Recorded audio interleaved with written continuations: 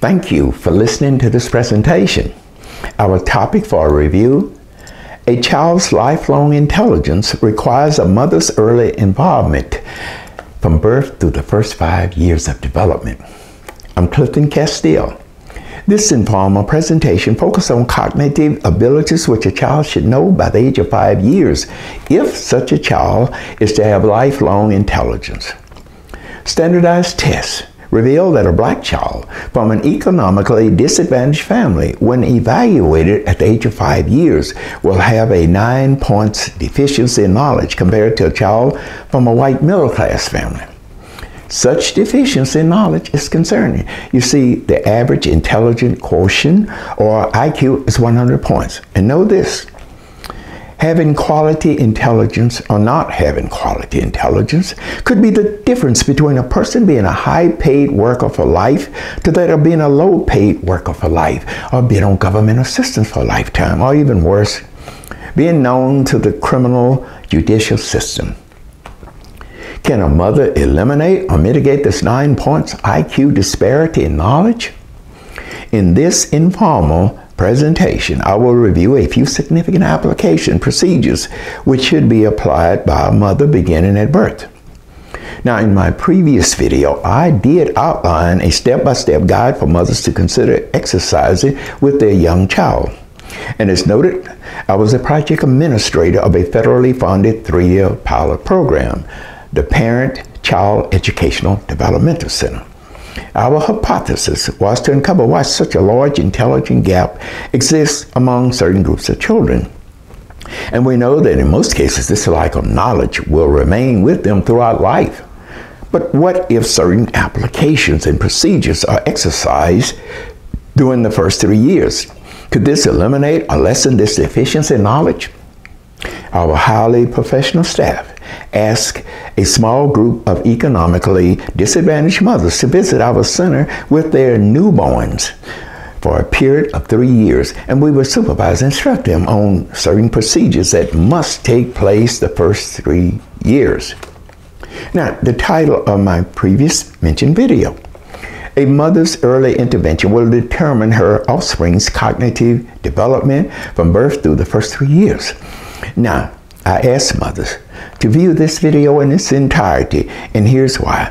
I reveal the process, the techniques that we went through with the mothers, but here's the most important thing.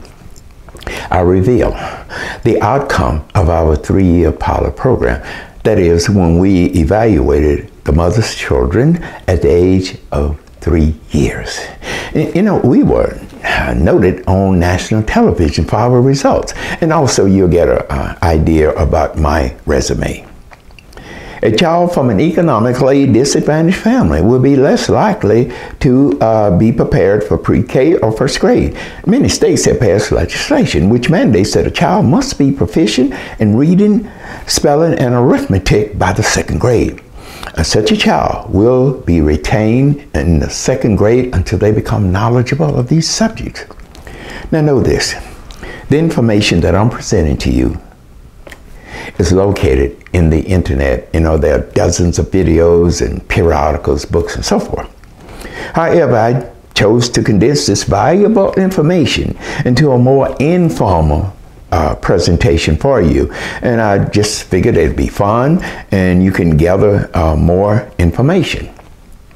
So, at age 5 years, what are a few significant basic cognitive skills which a child should know if such a child is to be competitive for life, if such a child is to have lifelong intelligence?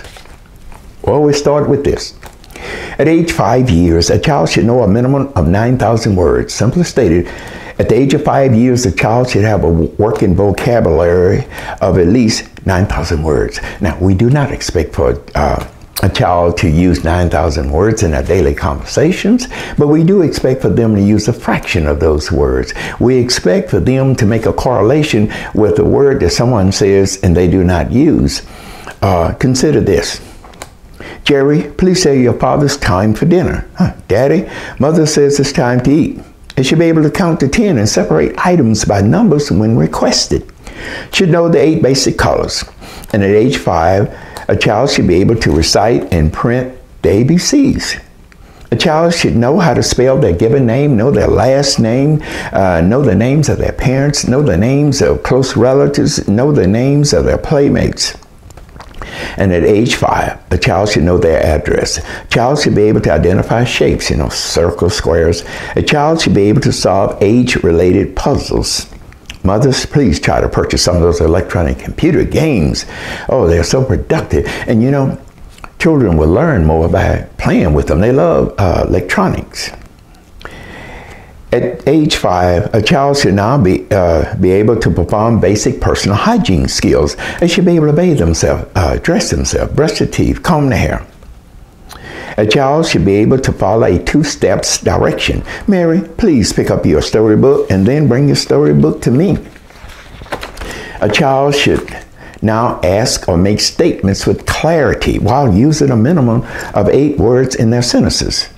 It should be able to have a back and forth exchange in a conversation in the correct order.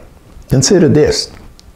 Mother, can I please go outside and play? Well, Sean, you haven't eaten yet. Well, Mother, after I eat, then can I go outside and play? A child should be able to make emergency phone calls.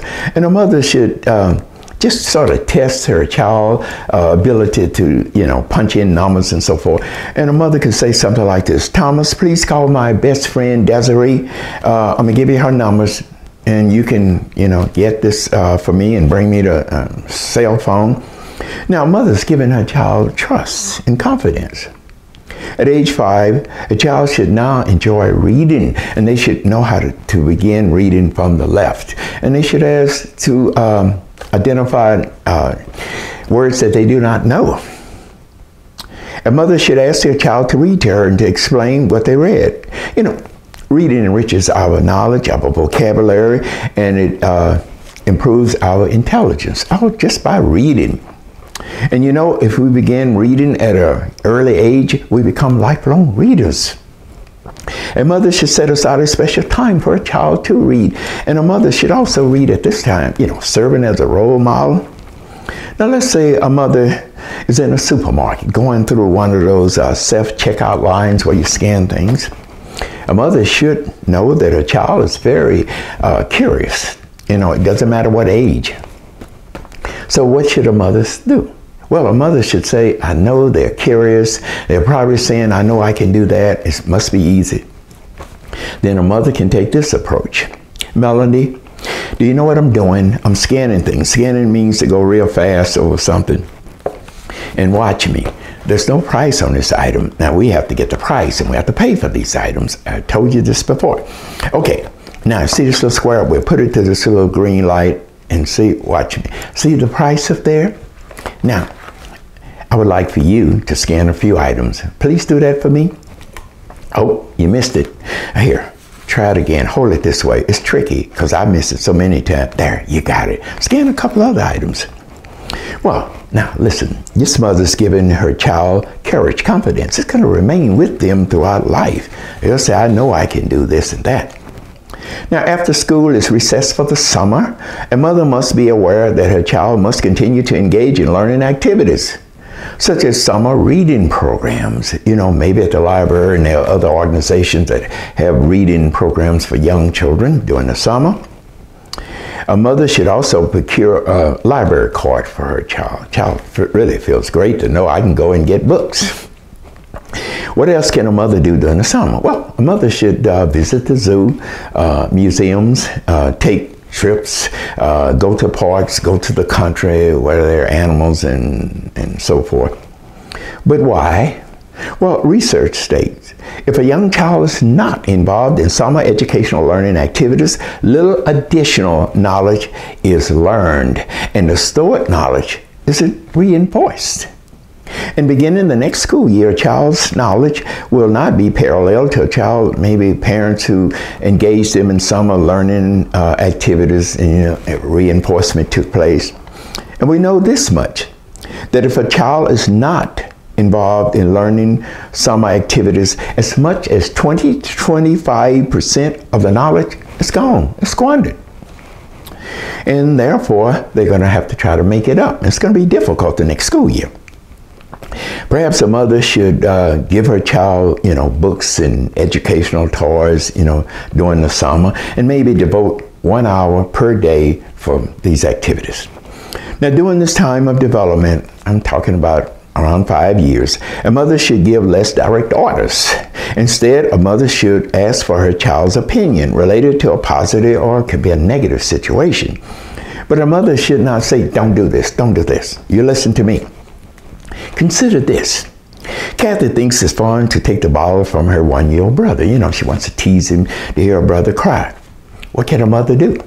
Well, a mother may say this: Kathy, would you want someone to mistreat you, to take something from you? Say you had a bag of cookies and there was a big old person and they just took them for you. How would you feel? A mother's giving her child something to think about, to correlate their feelings with someone else, to think about it before they do something like this, instead of saying, you better not do it. And a mother is building character too here. Okay, so why would a young child know some of this valuable information that I have presented so far by the age of 5 years? Well, child psychologists tell us the first 3 years are the most crucial years, the most formative years for learning. It is a time when we learn how to process information our way. We are more inquisitive, more thirsty and eager to learn knowledge. We want to know everything. What is that? Why is that? During those first 3 years. But what makes the brain seek to gain so much knowledge during this period of time? Well, neuroscientists tell us that a young child's brain is wired and designed to consume a wealth of knowledge, and never again will we consume so much information and do it as quick as we did from birth through the first 3 years. This is a period that we began to gain courage and confidence, and unconsciously it will stay with us for a lifetime. Why do some people appear to be smarter than others? I'm sure you ask yourself that. Or maybe you theorize like so many when I gave my lectures. I'd hear this: oh, it depends on a person's race or genetics or their heredity as to whether they're going to be smart or not. Listen, scientists know that no one has an advantage over another when they enter this world. No one knows anything. Well, I still haven't told you how we get our intelligence. Well, we know we get some from school, the majority of it, if it's a quality school. But listen, a mother contributes about 25% of her offspring's knowledge. And knowledge equals intelligence. Now, this makes sense though, because a mother spends more quality time, explains more patient, has more confidence in the child, and makes sure the child has confidence and so forth. But I'm going to speak anecdotally, and that is this: I do believe that some people are born with an advanced gene, a gene that's so inquisitive, and a gene that can process information faster than most. However, now you listen to this. Say that it's valid. However, it means nothing if the mother doesn't become involved with the child. Now, about race or genetics being the major factor to our intelligence, consider this. When numerous sets of black identical twins are separated at birth and each is adopted, I'm talking about one of the twins goes to a middle-class white family, the other twin goes to a black middle-class family. Well, years later, when the identical twins are evaluated, listen, twins adopted and raised by white families collectively had a huge 25 points advantage in their knowledge compared to those twins adopted and raised by middle-class black families. Why? Identical twins have nearly the same genetical composition, so why? Tell us why. Well, I think we can theorize this. The major difference in children's intelligence has to do with how they are raised and what type of learning takes place in the home. Thus, we can debunk the myth that race or genetics are the major factors in giving us our intelligence. But to understand what must take place the first 3 years, now I'm going to give this to you briefly, and I do go into detail in the video that I mentioned earlier. A mother's role of providing knowledge to her offspring begins at birth.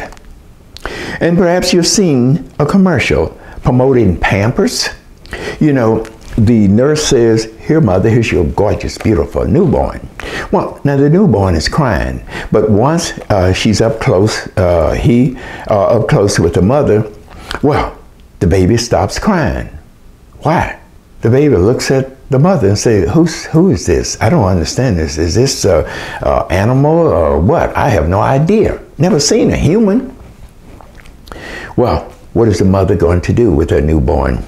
Well, a mother should immediately start talking and playing, you know, giggling with her newborn instead of just checking out the newborn saying, "It doesn't look like me, none of my features."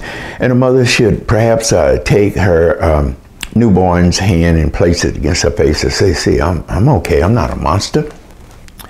But you may say, why would a mother begin talking to her newborn? They don't understand a word you're saying.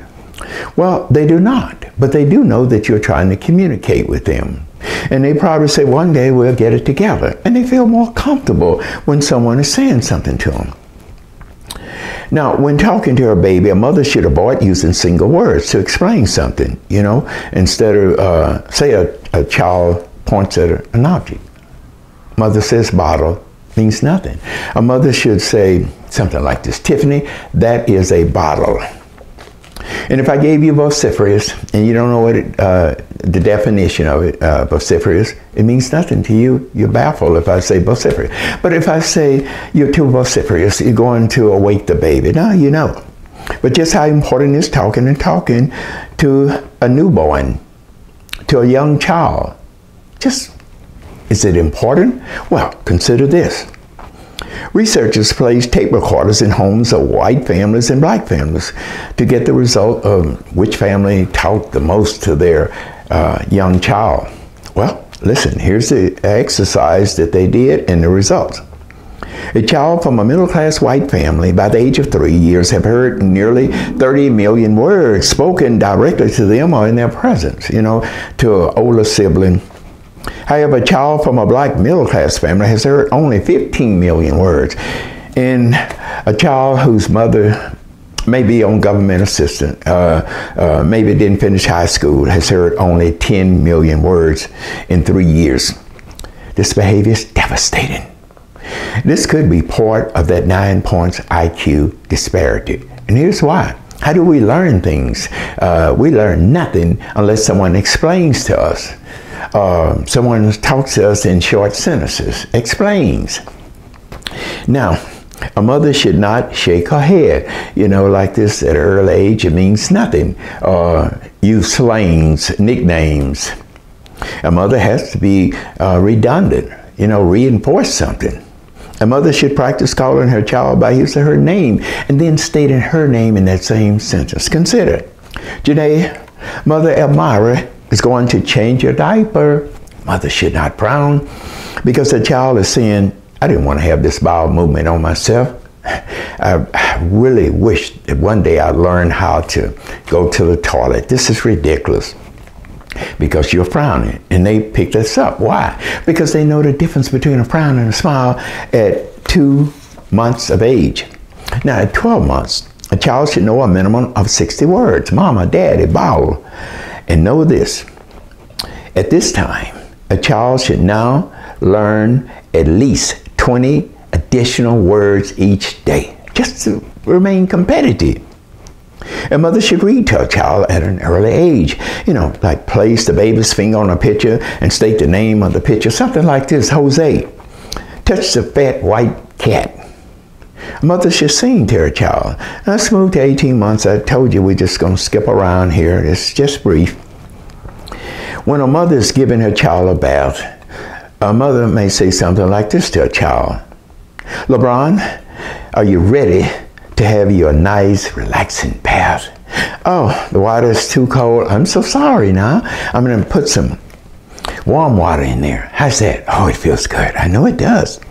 Whitney, please give Mother your hand so you can help me to wash your ears. Feeding time. Edwina, it's time to eat. Please give me your hand so you can help Mother Susan to feed you.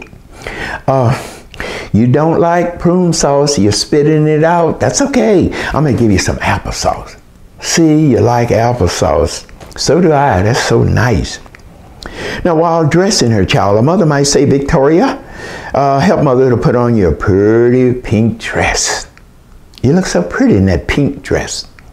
Now, during this time of development, a child will seek to have their independence. They want to sit on the floor and test their thesis about something to see if this works this way, and they want to play with blocks and try to stack them in toys and so forth. Now, by 24 months of age, a child should know a minimum of 500 words. 500 words at 2 years of age. If they're going to remain on course to have premium knowledge, because now they start filing vocabulary words away in their brain their way. We all do. A child will desire to talk on the phone. Why? They've seen the mother on the phone giggling and so forth, and they want to be happy. And the mother can say something like this: Tasha, please talk on the phone to my best friend Juanita. And you know, this is a time when they're going to feel more comfortable, and they're going to start trying to talk to you and babble, and they're going to be happy, and you want to be happy back with them. A mother should play games with her child, you know, stacking the blocks, rolling the ball, teasing them, get halfway there and take it back, giggle. Now let's hopscotch at 36 months. Now this is a time that a child should know a minimum of 1,000 words. 1,000 words by 3 years of age. A child will remove a picture book or coloring book from the toy chest and attempt to read or color something. Consider this: Anthony, please tell mother what you read. You gotta make up stuff. That's okay. Vivid imagination. They'll probably say exactly what you have said to them, but you're gonna praise them nonetheless. A mother should also schedule a playtime now and be consistent. You know, put on some soft music. When someone praises us, we develop confidence, and then we get courage to try to do something, and it's done unconsciously. You know, this is why some of those people we consider as genius, because their mother have helped them to develop courage, and they say, I know I can do it. In most cases, they do it through trial and error. Dakota, please tell my best friend Aisha, hold your, no, don't hold up 3 fingers. Come on, we said we were going to make a statement. You remember, we've been working like that and trying to get a statement. Okay, so nice. How do you like that, Aisha? Why don't you give Dakota a kiss, Aisha? At 36 months, this is an appropriate time for mothers to give her child choices. Hanu, would you like to go to the park this afternoon with Mother Sunshine? And what will we see at the park? Oh, we're going to see a big old elephant. Yeah, no, we saw the elephant at the zoo. We didn't see the elephant at the park. Now at the zoo, we saw some scary animals. Ooh, they had stripes on them, and a couple of animals barked and all of that and growled at us. But what will we see at the park, huh? Hanu? Okay, you remember when I gave you some breadcrumbs and I said, throw them on the ground? Those animals are going to come up there. And they did. They weren't frightened of you. But you were a little frightened. What? Remember?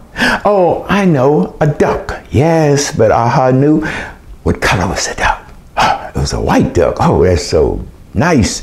You know what? I'm going to kiss from you, and I'm going to give you a treat when we get home. Now, a mother should start exercising manners at this time. We're talking about around 3 years. You know, you want to say thank you. You want to insist that they say thank you. No, you didn't say, please, mother, can I have a cookie? Now, tantrums are coming. You can't avoid it, mothers. They are more pronounced now at 3 years. You know, the ego saying, it's about me and what I want. Now, listen, mothers. If you take nothing else from this presentation, it is this: you are never to exercise physical or emotional abuse with your young child or your child at any age. It's devastating. And I'm talking about spanking, tapping on the wrist, shaking, jerking, yelling, frowning, put down such as you can't do a doggone thing. Such devastating behaviors could prevent as much knowledge as 10 IQ points from being gained. Now, keep in mind, the average IQ is 100 points, so this is devastating because they won't even try to reinforce what they'll learn. They don't want to be abused.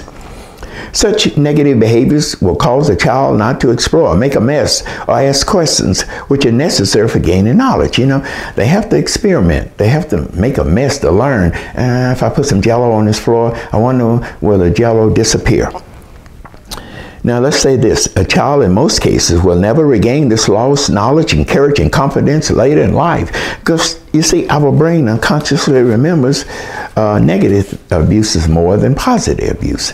Now research has long underscored the negative effects of spanking on children's ability to remember. This type of inappropriate behavior affects the sensory memory neurons, which is necessary for learning.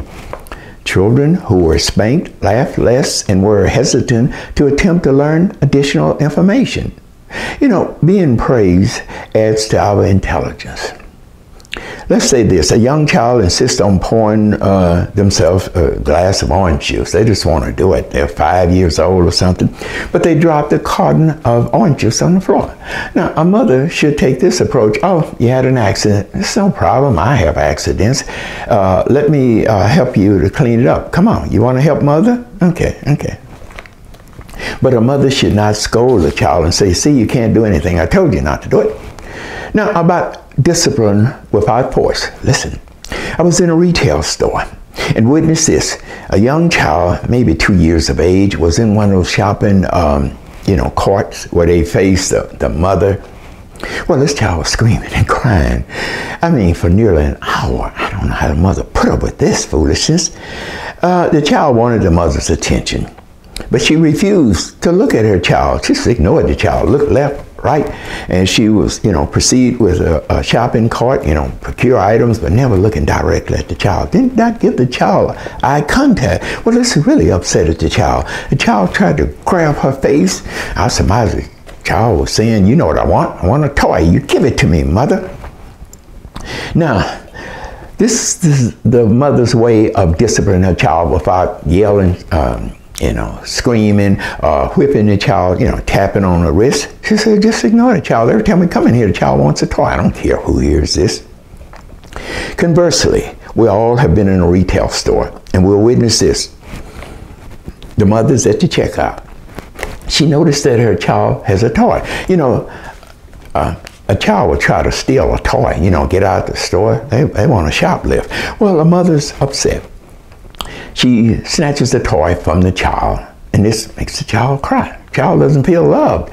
Well, this infuriates the mother even more. So the mother slaps the child on the back, says something like this: wait until we get home, I'm going to give you a good butt whipping. Now, the child really cries because the child can identify with what a good butt whipping is like. They've had so many. Now the child is probably saying, you know what, nobody loves me. If my mother doesn't love me, I don't know who will. But when I become an adult, I know what I'm going to do. I'm not going to explain anything. I'm just going to whip the devil out of my kid. Now, the mother could have exercised this behavior. She could have said, Katai, let's go put the toy back where you got it from. You want to show mother? Now, mother cannot afford to buy this toy. You have to spend money. Remember I told you? And when I get some money, I'm going to let you pick your favorite toy out. Now, please don't cry because you upset me and I don't want to cry and you don't want to cry. So give me a kiss. Now, both mothers love their child. When a person resorts to physical or emotional abuse, it simply states that a person has lost control. They don't know what to do about the circumstance, but they should know that abuse is ineffective. Talking is better explaining. Now, mothers, it's time to put our educational toys back in the toy chest. We've had fun, though. Listen, mothers, your education or your economics or your environment will not prevent you from giving your child lifelong intelligence. Help them to form their blueprint, which they're going to use for life, and they'll be very intelligent. Now, yes, I do know that there are certain factors. If you live in a less conducive environment where you hear noise, gunshots, and all that, yes, it's going to frighten the child, but I think you can find ways to get around that. Please share my 2 videos with mothers who might say something like this, and I've heard this so many times when I give lectures. My child is the smartest child in the world. I'm a perfect mother. Nothing else I need to learn. Sometimes I'm tempted to say, have you had them evaluated? And I know you've heard this. I have too. There isn't anything wrong with a good spanking now and then. I remember getting spanked so often. And look at me, I turned out okay. Well, Chances are you are older, and if you aren't, why do you even remember that type of abuse? Okay, finally, mothers, please subscribe to my video channel, and we'll notify you when additional information becomes available. Leave your comment and press that like button if you like this presentation. And one more thing, please visit my internet website. It's Casteel.com, and you will be able to procure my email address, and you can email me and tell me if there's some additional information that you want me to send you, and maybe tell me how you're progressing with your child. I want to hear about it. Now, mothers, we have had fun, haven't we? But it's time to get ready to go to bed. I've enjoyed this. Thank you for listening.